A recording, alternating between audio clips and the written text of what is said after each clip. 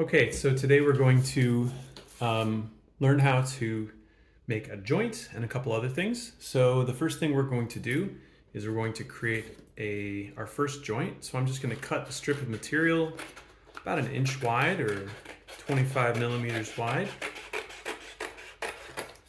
Okay, and the simplest way to make a hinge or a pin joint is simply to fold it over and crease it in the middle. I like to crease it back and forth a couple of times. And this helps to compress the material as well as, and that weakens the material. That also changes the geometry of the material a little bit. So it forms a nice joint. So what are some of the downsides of a joint like this? Well, first of all, the material that we made the joint out of is the same material as the link that it's made out of. So some of the downsides include the fact that the link itself is quite soft. To make the joint that weak, we have to use material that also is weak. The second thing is that if you were to, for example, add a mass out at the end, tape a weight out at the end, this whole system would therefore bend and twist and deform in a way that a normal linkage made by a more professional or engineering material wouldn't move. So we have twisting and we have torsion at the joint, and those things are not expected when you model the traditional rigid kinematics of a link. And so some of the things we want to ask are, how would we make a joint softer while keeping the links more, just as stiff? So some of the things that you could do, for example, as we just did, is you could weaken the material. Other ways of weakening the material would include putting small holes along the, patterned small holes so that you're actually removing excess material to change the geometry at the joint location. Another technique would be to cut the joint and replace it with a piece of tape so that you're actually connecting something more rigid to something that's more flexible or compliant. Okay, so now that we've discussed what joints are, let's make a series mechanism, all right, or a serial mechanism. So the easiest way to make a serial mechanism is simply to have, as you might expect, several joints in a row. Just like in the concept of series resistance in a circuit, series joints or a series mechanism has many joints, one after the other. And so here's an example of one of the world's simplest serial mechanisms. Let's talk about degrees of freedom. Degrees of freedom are the number of numbers it takes to represent a mechanism. And we're going to ignore the base link's degrees of freedom because the base link has 6. There are 6 degrees of freedom that define the base with relation to the world around it. There's, X, Y, and Z in position, as well as, did I do all those? 1, 2, 3. Yeah. So the concept of degrees of freedom for a mechanism start with the base link, and we assume that it's fixed to the ground. And then we can really more accurately count the number of degrees of freedom of the mechanism. And so the way you count degrees of freedom of a mechanism, any mechanism, including series mechanisms or serial mechanisms, serial linkages, is you move one joint at a time. And then you hold all the other joints fixed. Okay. So you can see that I have 3 degrees of freedom here in this serial mechanism. Now, what are some of the downsides of having a serial mechanism made out of cardboard or cardstock or paper? A traditional serial mechanism needs some sort of motor at each joint in order to be able to define its position in space. So let's imagine if we were to mount even the world's smallest little servo motor at each joint. The weight of that would be enough to bend and deflect the rigid, quote unquote, rigid components such that we wouldn't be able to actually move this serial mechanism where we intend. And so one of the downsides when using paper to create serial mechanisms is that the material's compliance, or the opposite of stiffness, basically its ability to bend, is so high that what it means is that you can't use traditional serial mechanisms with these kinds of materials without doing something to compensate for it. Now, there's one other term that I wanted to make sure we identify before we move to other kinds of mechanisms, and that's the difference between structures and mechanisms. So here we have my serial mechanism that I fabricated earlier. Now, if I were to take these 3 degrees of freedom and I were to take the base and actually connect it back to the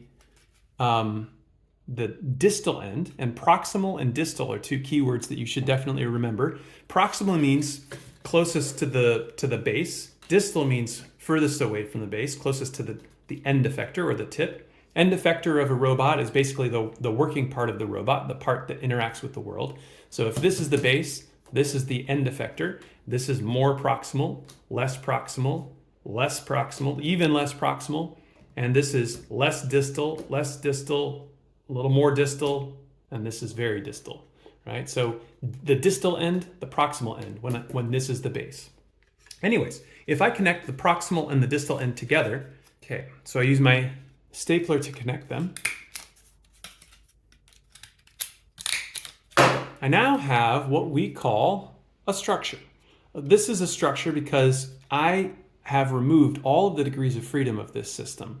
If I were to try and bend one of these joints, the only way I can change the position of this system is by actually bending a link, which in traditional mechanism design isn't allowed. So a triangle or a serial mechanism with 3 degrees of freedom, when you connect it around to the base and you actually remove all those degrees of freedom and turn the mechanism into a structure. So I wanted to remind you that whenever you see a system with only 3 joints and it's closed around on itself or parallel, then instead of having a mechanism, you have a structure. So let's use our piece of cardstock or poster board to create a new serial mechanism.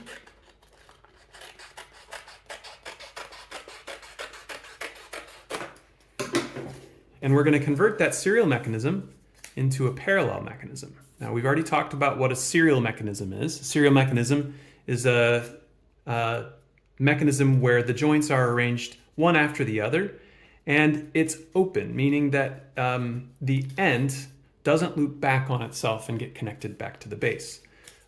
So the opposite of a serial mechanism is a parallel mechanism. And our simplest and easiest parallel mechanism that we can create is a 4-bar mechanism. So I'm going to make one of those right now. Again, I'm just making my original 3 degree of freedom mechanism here, but then I'm going to add one more hinge here at the end. Then I'm going to close that back on itself and staple it.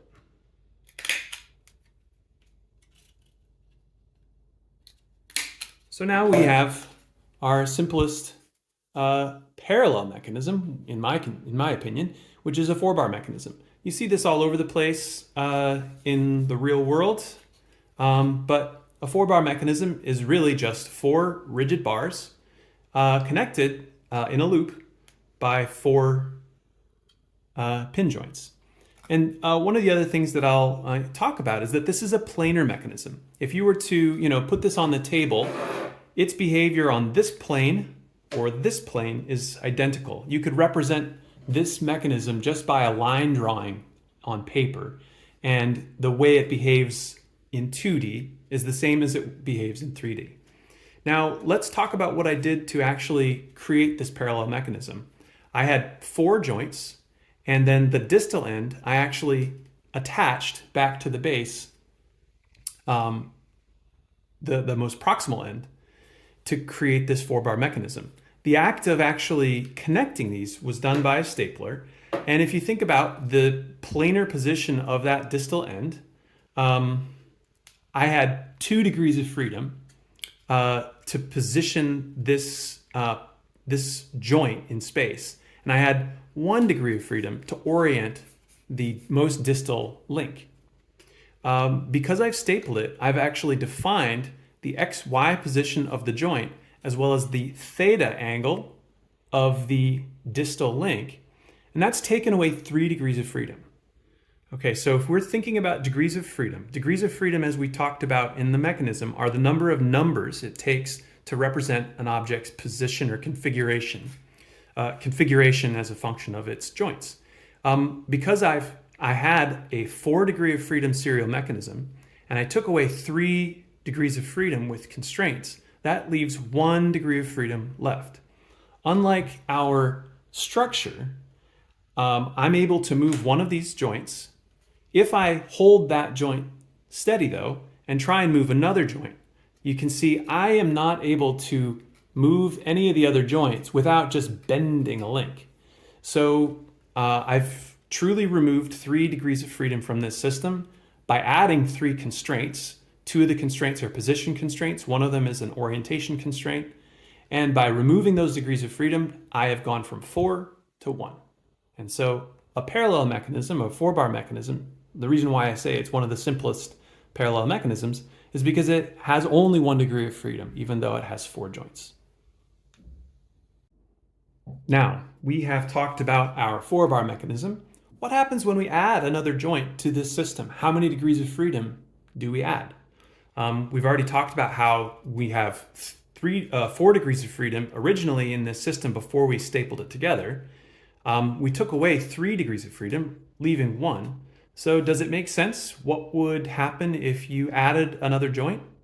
Instead of making another one, why don't we just add another joint to this system? I'll find the longest link, let's maybe say this one, and just fold ourselves 1 more joint in the middle.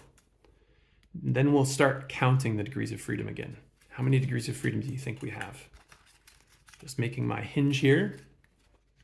So starting off, the way you determine degrees of freedom of a system would be to move 1 joint at a time while holding all the others fixed, all the other degrees of freedom fixed. So I'm gonna just hold this one fixed here by just holding onto it with my finger and moving the original. So I have 1 degree of freedom. I'll call that my original degree of freedom. Now go to the next one. I have a 2nd degree of freedom now. Let's hold that fixed. Now, if I try and move this one, you can see I can't move this degree of freedom without bending my mechanism again. I can't move it, it's fixed. If I try to move this one over here, same deal. I start bending the material instead of moving joints. If I let go of a degree of freedom, I can now bend it. So the idea is it doesn't matter which joint is your free joint, but by restricting motion at successively more and more degrees of freedom, you find out how many degrees of freedom your system has. So we've realized that our original 4-bar mechanism had 1 degree of freedom, and now our 5-bar mechanism with 1 more joint has an extra degree of freedom. And so that's for these planar mechanisms, adding this kind of staple to the end to close it and make it go from a serial mechanism to a parallel mechanism also takes away 3 constraints, but it really doesn't determine the degrees of freedom of the system. The number of joints determine the number of degrees of freedom of the system. So now that we have 5 joints, we take away 3, that leaves us with 2 degrees of freedom for a 5-bar mechanism. Okay, so now we have our square of paper. I'm going to cut it into 4 pieces. I'm going to be approximate here.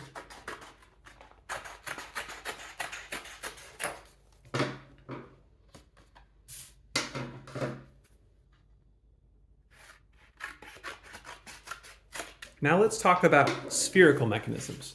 Spherical mechanisms are different from planar mechanisms because instead of being able to define all the motion in a plane of the mechanism, you can define all the motion about a single point of the mechanism. So one of the simplest spherical mechanisms to make is actually not the lowest degrees of freedom. It's called a 6-bar mechanism, 6-bar spherical, also known as the water bomb base. So I'm just folding this cardboard in half. Then I'm going to fold down one corner towards the center. I'm going to fold down the other corner towards the center. And you can see I'm not being super precise. You don't have to be precise. The only thing that really matters is that both of those corners meet together at the same vertex in the middle. And we'll talk about why in a minute. So then I'm going to try and crease those joints that I made to make them a little bit more well-defined and for them to move instead of my rigid material. So I'm just going to go back and forth to make those joints a little bit more joint-like. And then I'm going to unfold it. So this is something that may look familiar if you're into origami at all, or folding paper. And I'm simply going to fold this in to create what I call my 6-bar spherical mechanism. Why do I call it a 6-bar spherical mechanism? Well, because it has 6 bars as well as 6 joints. And you can count the joints pretty easily here. I have 1, 2, 3, 4, 5, 6 folds. And I'm counting the 6 from the center. So 1, 2, 3, 4, 5, 6. Those 6 folds, they don't have to be collinear. They could be 6 joints in any angle emanating from the same single origin or vertex. But in addition to having 6 joints, I also have 6 links. So 1, 2, 3, 4, 5, 6. That's why we call it a 6-bar mechanism, because often in planar mechanisms, you actually construct a planar mechanism from bars of metal. So in this case, we have our 6-bar mechanism. I'm going to fold it up. Now, the math that we talked about earlier for determining the number of degrees of freedom of a system hold the same for spherical mechanisms and for planar mechanisms. So with this 6-bar mechanism, how many degrees of freedom do you think that we have? I can answer that question for you pretty easily. I'm going to place it on the table, and we're going to count up the number of degrees of freedom. First of all, we'll count up the number of degrees of freedom. So if I were to rotate this joint, you can see I have 1 degree of freedom. I'll hold it constant. Now I'm going to bend the other degree of freedom here, the other base joint here, 2 degrees of freedom. Now I'm going to bend this one right here, 3 degrees of freedom.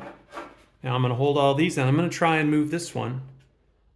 You can see that I'm starting to bend material here instead of actually move about a joint. And so this system has 3 degrees of freedom.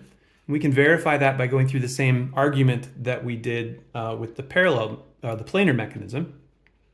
So in defining the distal end of a spherical mechanism back on itself, you take away 3 degrees of freedom. And so this 6-bar mechanism, you take away 3, you have 3 degrees of freedom. The special thing about spherical mechanisms, though, is that those 3 degrees of freedom are rotational instead of translational in a plane. And so you may not have seen it before, but the 3 degrees of freedom that you have include 1 degree of rotation, 2 degrees of rotation, and 3 degrees of rotation. So in a 3-dimensional space, any body has 3 degrees of rotation available to itself. You can rotate this way, you can rotate this way, and you can rotate this way. So having 3 degrees of freedom is the same thing as your traditional ball and socket joint. So a ball joint, and you can see an example of a ball joint here, is you have 1 degree of freedom, 2 degrees of freedom, and 3 degrees of freedom. You can twist it. So a 6-bar mechanism is special because it is able to replicate the motion of a ball joint. And that's what's special about spherical mechanisms. So far we've talked about spherical mechanisms, and we've kind of combined the fact that this is a spherical and a parallel mechanism. It's parallel because we have 2 paths to ground. If I were to hold on to one of these and define it as ground, you can see I have a link, a joint, a link, a joint, a link, a joint, a link, a joint, a link, a joint. And it goes all the way down around in a circle to create a parallel mechanism. So what does a spherical serial mechanism look like? Let's make that. So I'm going to make my 6-bar mechanism again, but this time I'm going to cut it apart so you can see what it would look like as a serial mechanism rather than a parallel mechanism. So again, I'm making my spherical mechanism. I'm not obeying any perfect right angles, but I am making sure that these two folds meet at the same vertex. Going to weaken this here in both directions to make sure I have a really good crease.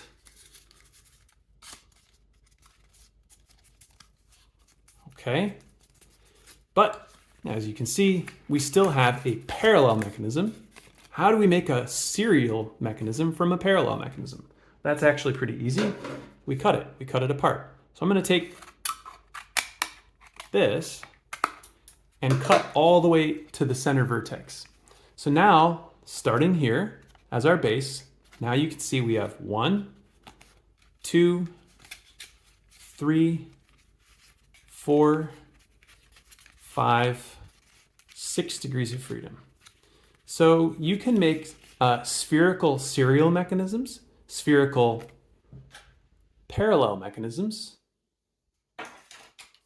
planar parallel mechanisms, and I consumed my planar serial mechanism in creating this, but that's just simply a serial mechanism, for example.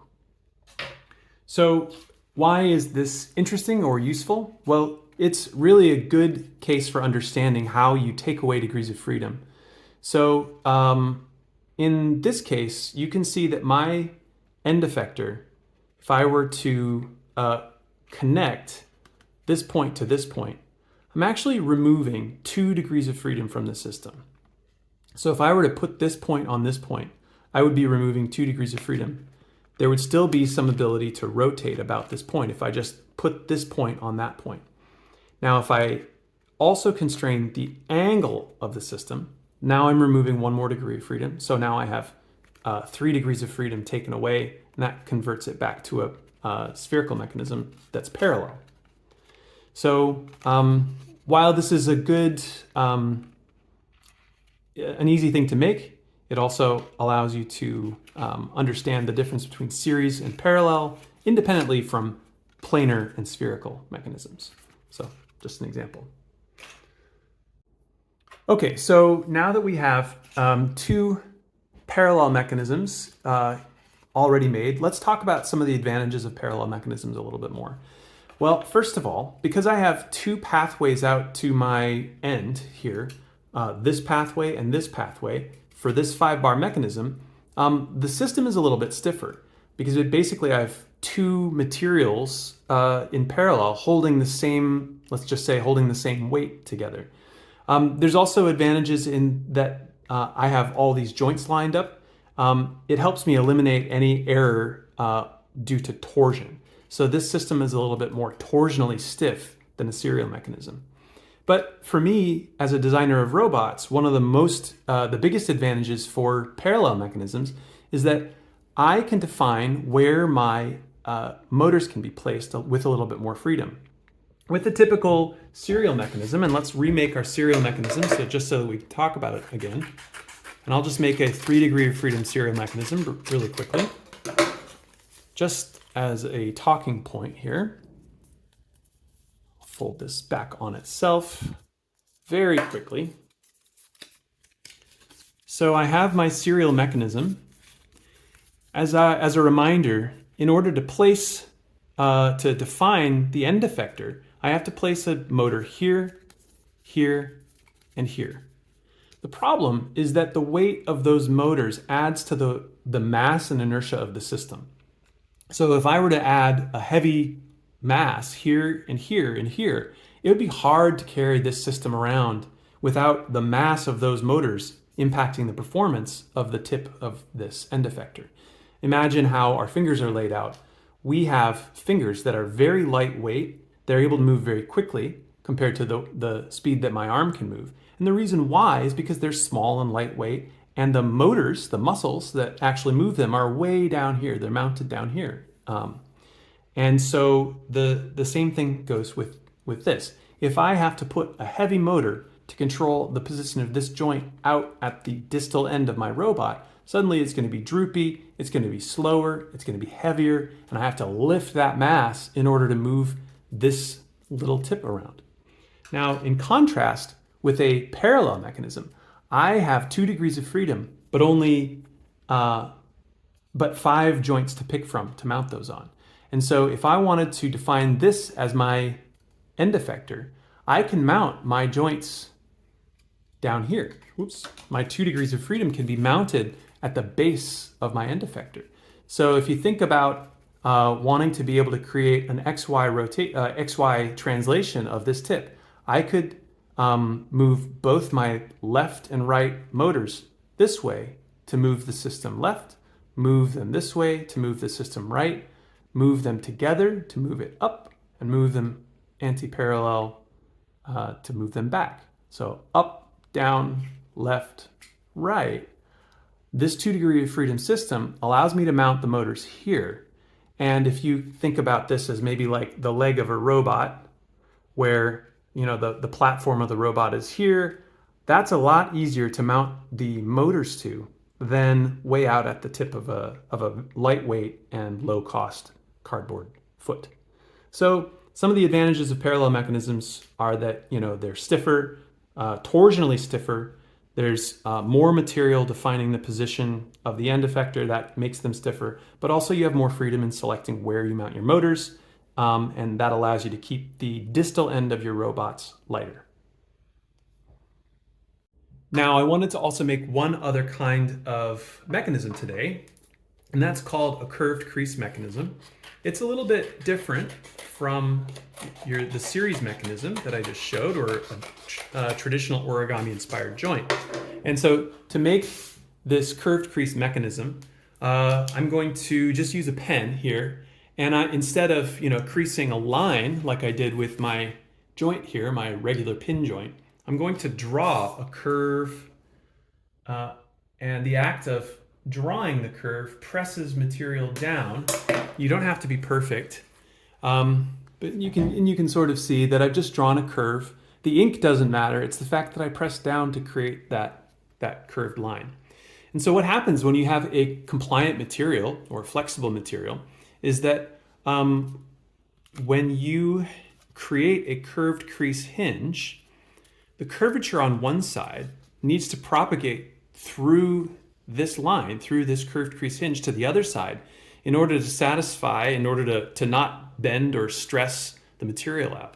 So as you can see, I've kind of just followed this line and just kind of softly created a hinge here. But now what you can see is as I curve this side, I actually create motion in the other side. So the act of creating this camber is another word for curvature, on one side, is I actually propagate that camber through this curved crease joint and create a kind of a flapping motion on the other side. Now if I were to do it on this side, you can see I can generate the same motion through it. What ends up happening though is in order to create this kind of motion, I'm actually pulling the material apart. And so eventually we're going to have some stress related breakage here. But that's a curved crease mechanism.